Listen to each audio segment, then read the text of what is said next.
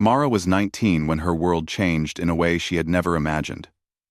She had grown up in a tiny, forgotten place where people struggled every day just to get by. Her father had always been a difficult man. Life had worn him down, and years of hardship had made him rough in his decisions and careless in his judgment. He wasn't a bad person, just a tired one. Still, tired people often made choices that hurt those they loved the most. For months, her father had been drowning in debt. He owed money for feed, for tools, for repairs he never finished. People stopped lending him anything because they knew he couldn't pay it back. Mara tried to help. She cooked, cleaned, gathered wood, and even took small jobs for neighbors. But nothing she earned was enough. Her father became desperate, and desperation made him blind. One afternoon, a ranch hand named Riker came by. He was not cruel, not angry, just a man looking for help on his land. He had a strong brown workhorse tied to his wagon, a horse with muscles like stone and a calm temperament.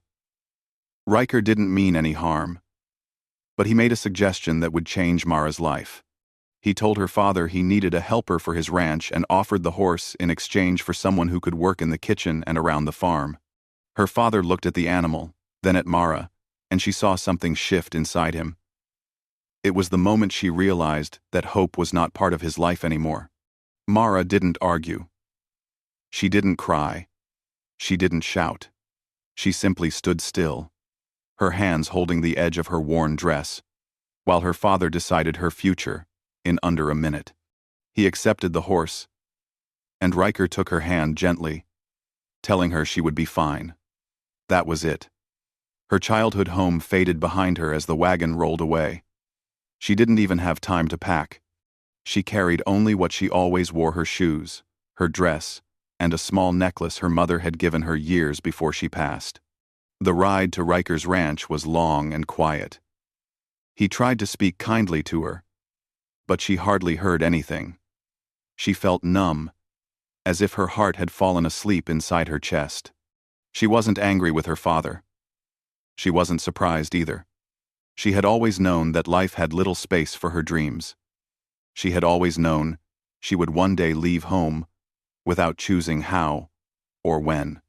Riker's ranch was small but busy. Horses grazed in the open field, the barn was full of hay, and the house smelled of dust and old timber. Riker showed Mara where she would sleep: a small shed behind the barn.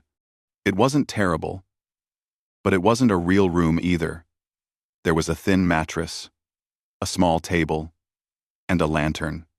She looked around and told herself, it could have been worse. At least she had a place to lay her head. Her days became filled with chores. She woke before sunrise to cook breakfast, cleaned dishes, swept the floors, fed chickens, and carried buckets of water to the horses. Riker wasn't unkind, but he was distant. He didn't ask her about her life, and he didn't think about her comfort. He gave orders, not in anger, but because he had no idea how heavy they were for a 19-year-old girl who had never worked a full ranch alone. Mara did everything, without complaint. Complaining had never helped her in the past, so she didn't waste time with it now. The shed she slept in was cold during the nights. Wind slipped through the wooden boards, and the mattress felt thin against the hard floor. She pulled her blanket up to her chin every night, hoping sleep would come quickly. Some nights she lay awake, staring at the cracks in the roof and wondering if this was what her life would be: forever endless work, endless silence, and no one who cared to ask what she wanted. The only peace she found was when Riker sent her into town to buy supplies. The walk was long but quiet. Trees lined the dirt road, offering a whisper of comfort as the wind passed through their leaves. Townspeople barely noticed her when she walked by. She kept her eyes down and moved quickly, not wanting to draw attention. One day, while carrying a small list of items Riker needed, Mara walked into the general store. She was searching for flour on the shelf when she heard a calm, deep voice behind her. "Ma'am, you dropped something." She turned, surprised. A tall cowboy stood there holding a small paper slip she hadn't realized she dropped. He had steady eyes, warm and peaceful, like someone who didn't rush through life. His hat was pushed back slightly, revealing dark hair and a clean, honest face. Something about him felt different from everyone else she had met. Gentle, patient, quietly strong. "Thank you," she whispered, taking the paper. He smiled. A real one. The type that didn't come from politeness, but from a place of genuine kindness. "You're welcome. You from around here?" Mara hesitated. She didn't like talking about herself because it often led to questions she couldn't answer. She simply nodded. The cowboy nodded back, not pushing her. "Well, if you ever need help lifting anything in this store, just ask. I'm here most days." She didn't know what to say to that. No one ever offered her help before. She nodded again and turned quickly, hoping he didn't notice the confusion on her face. But his voice stayed with her long after she left the store. The next time she came to town, he greeted her again. He didn't ask personal questions. He didn't look at her like she was strange or out of place. He spoke to her like she mattered. His name was Clay Dawson, a rancher who lived on land farther out from town. People seemed to respect him. They often stopped him to shake his hand or ask for advice. Mara watched quietly from the corner of the store, wondering what it felt like to have people value your presence. A few weeks passed like this. Every time she entered town, Clay found a moment to talk to her. Sometimes it was only a few words. Sometimes a short conversation about weather or work. Mara listened more than she spoke, but he never seemed bothered by her silence. One afternoon, she came to town carrying a heavy basket of supplies. The load was too much, and she nearly lost her balance outside the store. Clay reached her before she fell, steadying the basket with one hand. "That's too heavy for you," he said softly. "I can manage," she said, though her arms trembled. Clay didn't argue. He simply walked beside her and carried half the weight without asking. She didn't know how to react. No one had ever shared her burden before. "Do you work alone out there?" he asked gently. She nodded. "Most of the time." "That sounds rough." She didn't answer. She didn't want pity. She only wanted peace. But Clay didn't show pity. He showed understanding, and that was something she had never received. When she returned to the ranch, she thought about Clay's words for a long time. She wondered why a stranger cared if she was tired or lonely. She wondered why someone like him noticed someone like her. And yet, every time she walked away from him, something inside her chest felt lighter. She didn't understand it, but she didn't fight it either. Because for the first time in months, someone spoke to her not as an object, not as a helper, not as a burden, but as a human being. She never expected anything from this world. But the cowboy's voice followed her home like a quiet echo, soft and warm, as if reminding her that maybe life didn't have to be as cold as the shed she slept in. And though she didn't realize it yet, that simple kindness was the beginning of everything that would change her life forever. Clay Dawson was the kind of man who noticed things other people ignored. Maybe it came from years of working around horses. Animals never spoke, yet they showed everything through the way they moved and breathed. A tired horse lowered its head. A nervous horse shifted its weight. A mistreated horse kept its eyes on the ground. When Clay first met Mara, he saw those same signs in her.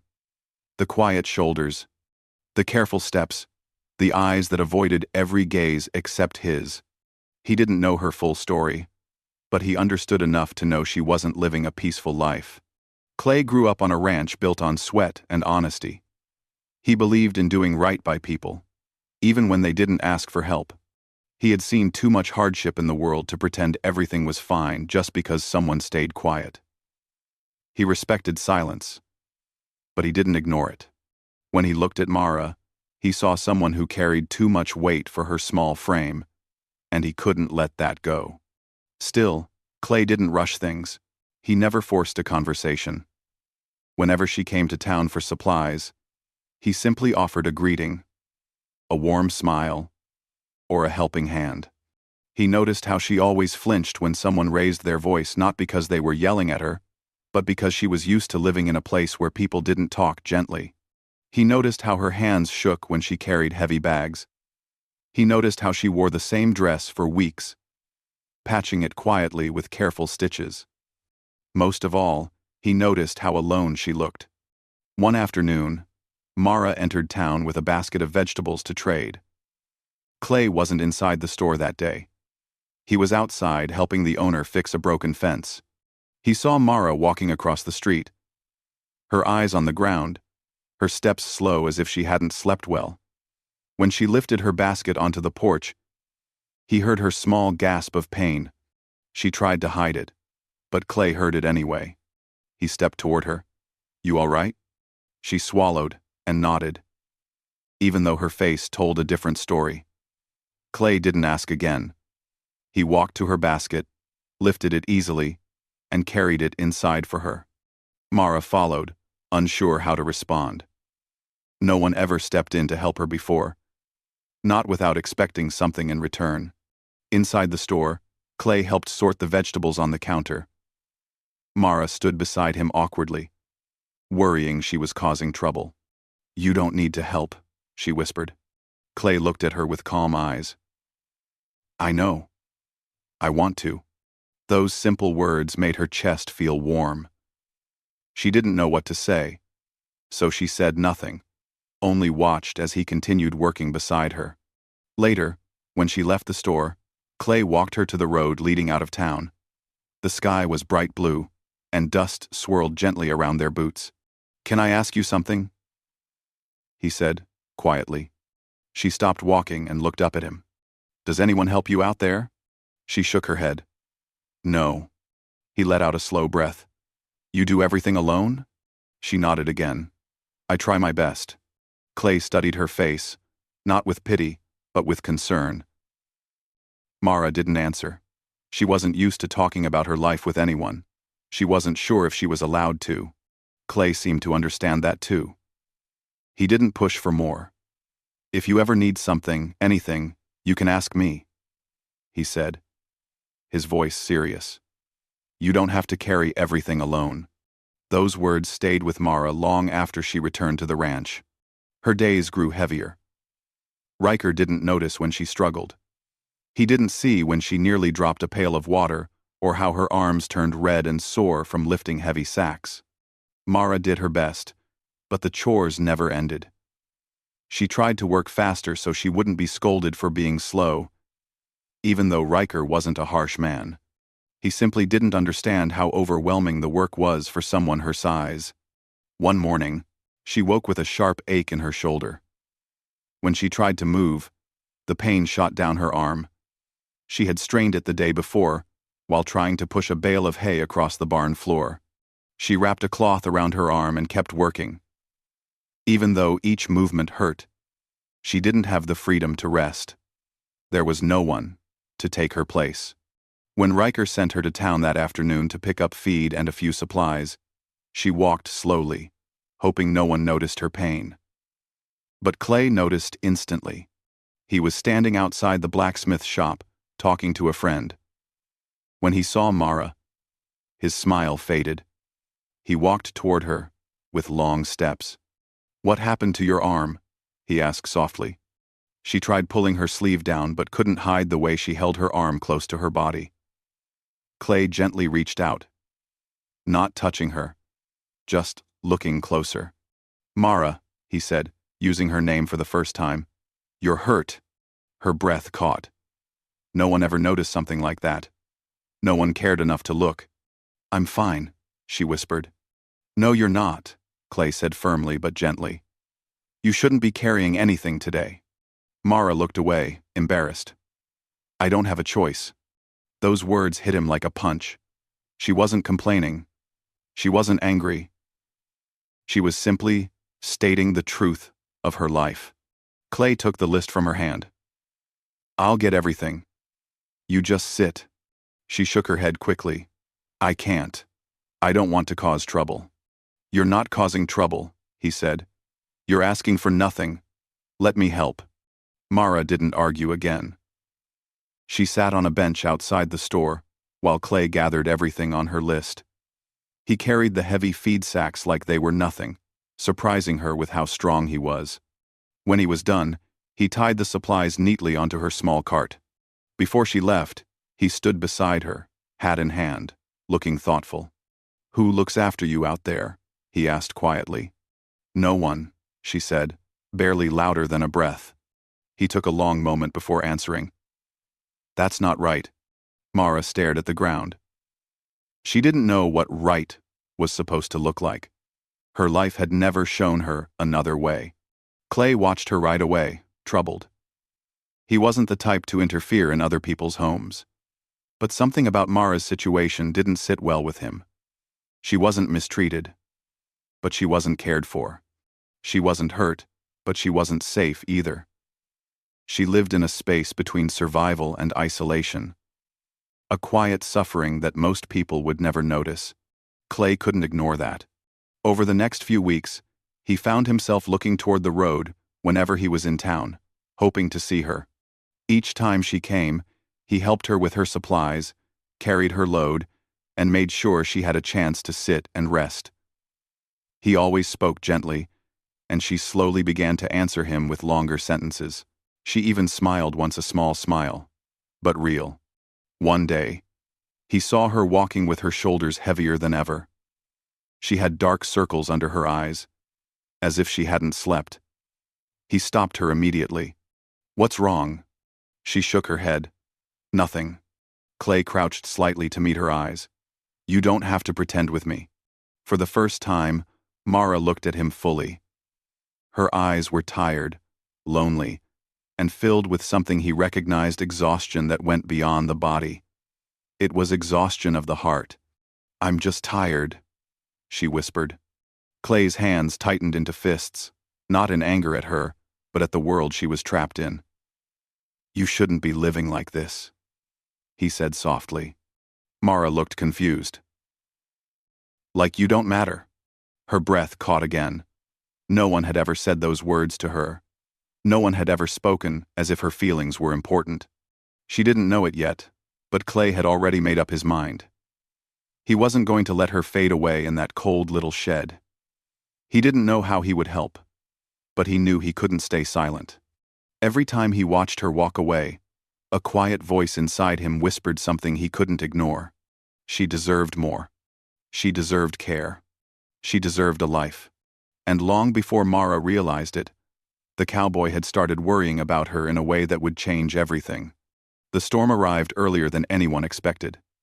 The sky turned dark before evening, and strong winds moved across the valley, shaking fences and rattling windows. Mara had been working since sunrise, trying to finish as many chores as she could before the weather worsened. Riker had ridden into town that day and wouldn't return until night. She knew he expected everything to be done by the time he came home. So she moved faster, even though her body ached from the last few weeks of heavy work. By late afternoon, the first drops of rain began to fall. Mara hurried to finish feeding the horses. She struggled with the last water bucket, her strained shoulder screaming in pain. But she didn't stop. She couldn't stop. Once she finished, she ran toward the small shed behind the barn, hoping to reach shelter before the rain fully broke. But when she entered the shed, her heart sank. Water dripped through the cracks in the roof. Actual streams of it.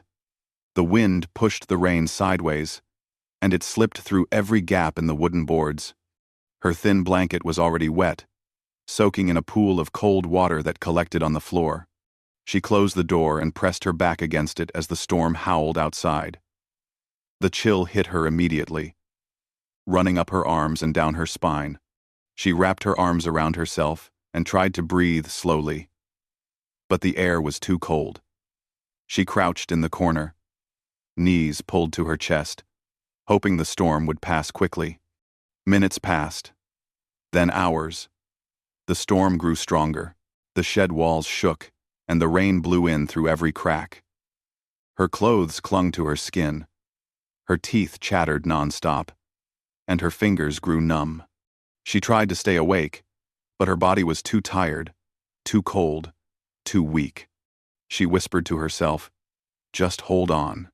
Just wait." But she knew she couldn't spend the night there. She would get sick. She would freeze. No one would even notice until morning. She stood slowly, her legs unsteady, and opened the shed door. The wind pushed against her, harsh and unforgiving. But she stepped out anyway. She didn't know where she was going. She only knew she couldn't stay there. She wrapped her arms around herself and began walking down the muddy road, the rain hitting her face and soaking her hair. Her steps were slow, heavy. Clay Dawson had been on his way back from helping a neighbor repair a broken corral when he saw a small figure ahead on the road.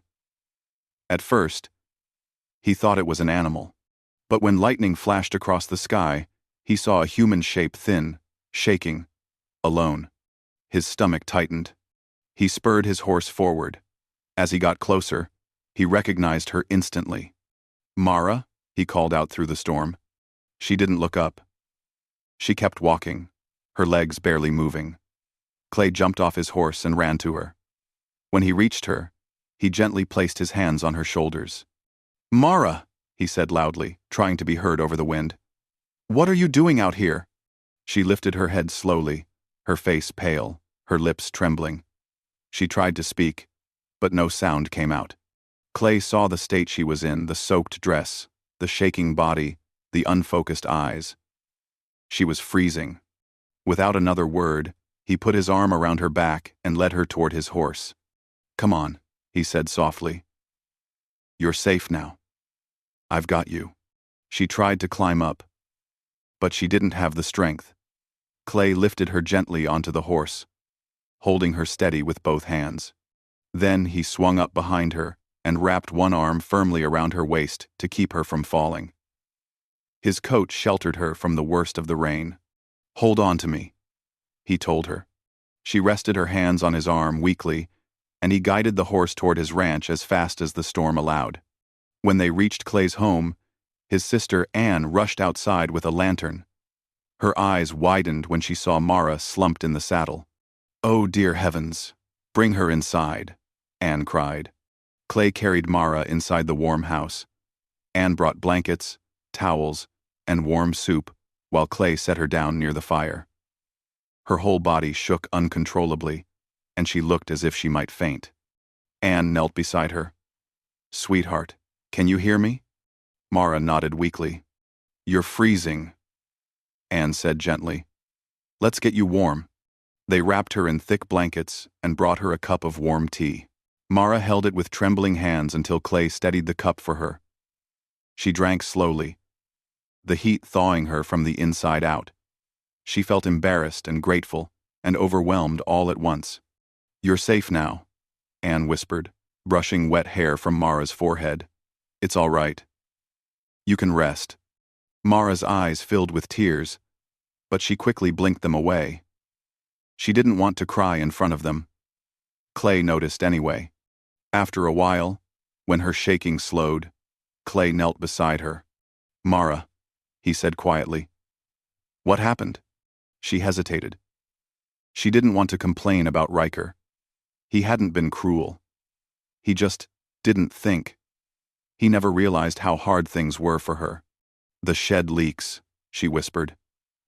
"I couldn't stay there tonight." Clay's jaw tightened. Not in anger at her, but frustration at the situation. "And he didn't bring you inside?" Clay asked gently. She shook her head. Clay took a slow breath. "You shouldn't be living like that." Mara lowered her eyes. She had heard those words before from him, but now, after the storm, she finally understood what he meant. Clay continued. "You deserve a safe place. A real home. Not a freezing shed." No one had ever said that to her. No one had ever spoken about what she deserved. Anne touched Mara's hand softly. "You're staying here tonight. That's final." Mara looked between them, unsure what to say. She felt warmth for the first time in hours, not just from the fire, but from their kindness.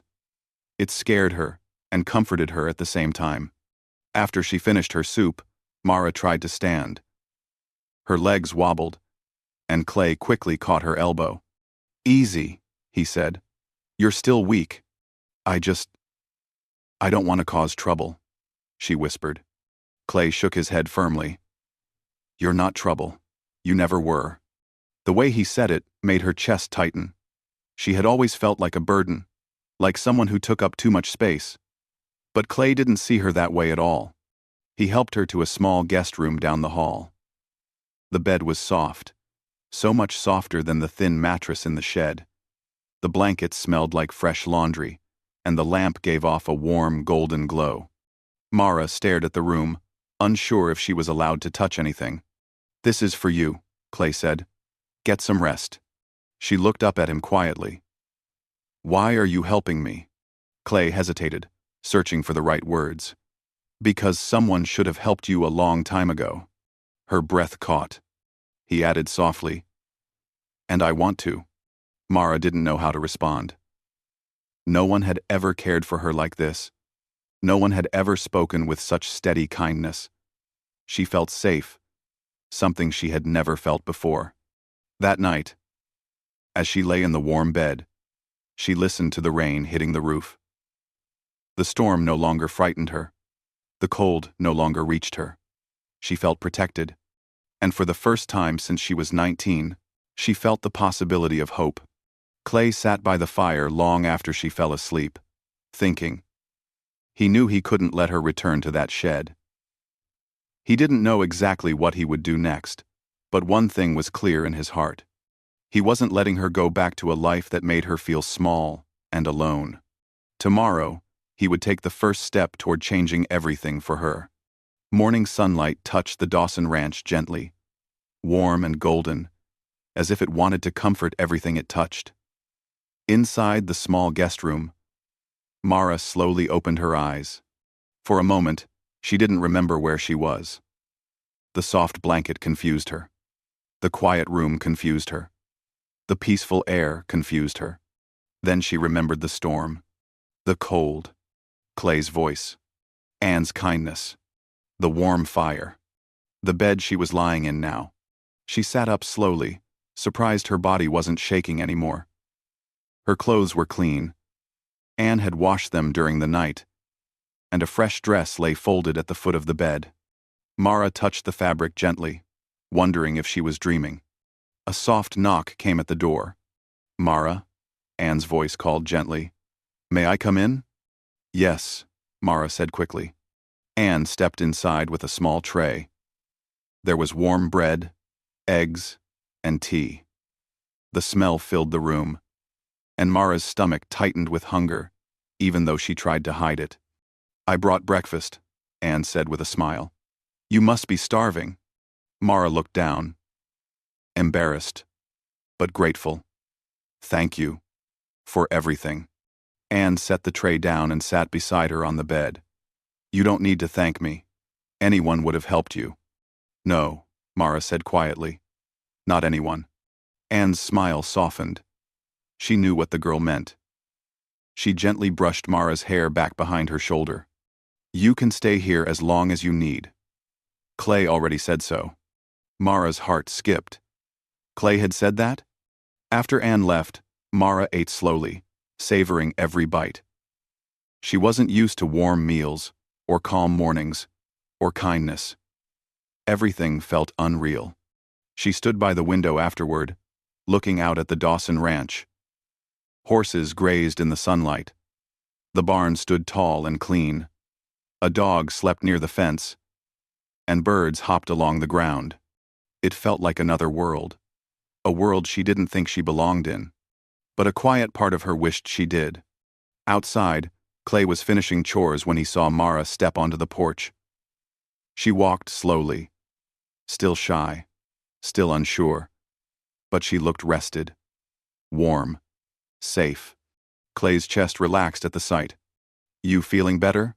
he asked gently, wiping his hands on a cloth. She nodded. "Yes. Thank you. For last night." Clay shook his head. "You don't need to thank me. I'm just glad you're all right. Mara looked down at her hands. I don't know what to do now. Clay took a slow breath. The decision he had been thinking about all night finally settled in his heart. I do, he said. She looked up, meeting his eyes. I'm going to talk to Riker, Clay continued. About everything. He needs to understand that the shed isn't safe, and that you can't live like that. Mara's face paled with worry. Please, don't make trouble. Clay shook his head calmly. It won't be trouble. I'll talk to him the right way. But you're not going back to that shed. That's not a home. She swallowed hard. He might get upset. If he does, Clay said gently, he can talk to me about it. Not you. No. Mara didn't know how to respond. No one had ever stood between her and a problem before. She didn't know what it felt like to have someone defend her, not with anger, but with steady confidence. Clay touched the brim of his hat. I'll be back soon. Stay with Anne until then. You're safe here. Safe. The word felt almost unbelievable. Clay saddled his horse and rode toward Riker's ranch with a calm determination. He wasn't angry. He wasn't going to fight. He simply knew that what Mara had lived through wasn't right, and someone had to say something. When he arrived, Riker was standing by the barn, fixing a loose board.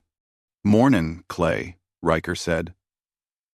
Clay dismounted and walked toward him with a respectful nod. Mara spent the night at our place.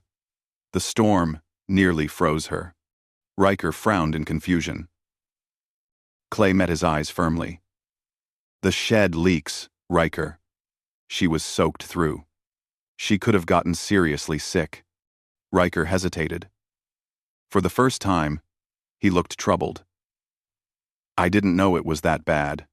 You didn't check, Clay said, not accusingly, but as a simple truth. Riker let out a slow sigh. I ain't good with these things. I took her on to help with chores, but I didn't think she'd need more than a place to sleep. Well, Riker. Clay nodded. I know you didn't mean harm, but she needs a real home. A place where someone checks on her. Someone who sees when she's struggling. Riker rubbed his neck awkwardly. You're right. I just didn't know what else to do. Clay took a careful step forward. Let me help her. Let me help her. Riker looked surprised. Help her? Clay didn't hesitate. Her choice matters. But if she wants a safer place, my ranch can give her that. Riker thought for a long moment. Then, he spoke quietly. Truth is, I never should have taken her in the way I did. I'm not fit for looking after someone. Clay nodded again. So, let's do what's right now. Riker agreed. Tell Mara she can take whatever she needs. No arguing, no shouting, no anger. Just an exhausted man admitting he wasn't the right person to care for her. Clay left with relief in his chest. Back at the Dawson Ranch, Mara sat on the porch with Anne, folding the edges of the blanket around her. She saw Clay riding up and felt her heart jump with nerves and hope mixed together. Clay dismounted and walked toward her, his steps steady and warm. It's done, he said gently. Riker understands. He said, you can take your things, and you don't have to go back, unless you want to. Mara stared at him, unsure she heard correctly. Clay nodded. The idea felt unreal. Her choices had never mattered. Her voice had never held weight. But now she was being asked to choose her own life. Mara swallowed, her eyes softening. Clay felt something deep in his chest settle into place, a quiet peace. Then you'll stay, he said simply. They rode together back to Riker's ranch so she could gather her little belongings. Her blanket, her necklace, a few old clothes. That was all she owned. Riker stood quietly by the barn, giving her a small nod of understanding. She nodded back, grateful there was no anger. When she and Clay returned to the Dawson Ranch, Anne welcomed her with open arms. They set up a small room for her properly, with clean sheets, a small dresser, and a window that caught the morning sun. Mara touched everything gently, as if afraid it would disappear. "You're home now," Anne whispered. Mara felt tears sting her eyes again, soft ones, warm ones, not painful ones. Life slowly changed for her in the weeks that followed. She learned to help Anne in the kitchen, to feed the horses beside Clay, without lifting things too heavy for her. She learned that people could speak kindly without wanting anything in return. She learned that a home could be peaceful. Most importantly, she learned that she mattered. Clay never rushed her, never crowded her, never treated her like someone he needed to fix. He simply supported her, talked to her, listened to her. When she smiled at him for the first time, truly smiled, he felt something inside him warm like sunlight. One evening, as they stood near the fence watching the horses graze, Mara looked up at Clay. "I thought my life was over," she said softly. "When I was 19. When I left home. When I slept in that shed." Clay turned to her, his voice quiet. "It wasn't over, Mara." Her eyes glowed gently in the fading light. "No. Not after you spoke." Clay held her gaze for a long moment, steady, warm, respectful. "You deserve someone to speak for you," he said. Mara breathed out slowly, the kind of breath that released years of fear she didn't know she carried. And standing there beside him, she realized the truth. She wasn't just safe. She wasn't just sheltered. She wasn't just cared for. She was valued. She had a place where she belonged. And all of it began the moment the cowboy spoke.